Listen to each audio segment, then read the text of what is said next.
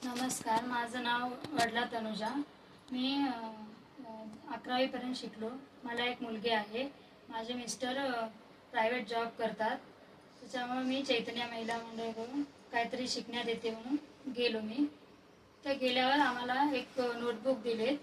तर त्याच्यामध्ये मार्किंग कसं करायचं काय नाही ते सगळं शिकवले आणि आफ्टर स्टिचिंग पण शिकवले. पेपर कटिंग कसं करायचं काय नाही ते सुद्धा शिकवलेत आम्हाला. मग टेक्स्टबुक पण दिलेत आम्हाला.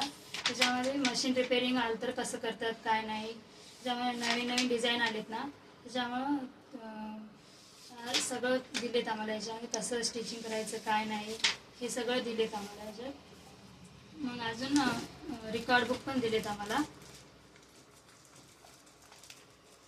हेमिंग, बॅक स्टिच, हुक काजा, बटन काजा, हे उलन, हे सगळं आम्हाला शिकवले तिथे चैतन्य महिला मंडळमध्ये.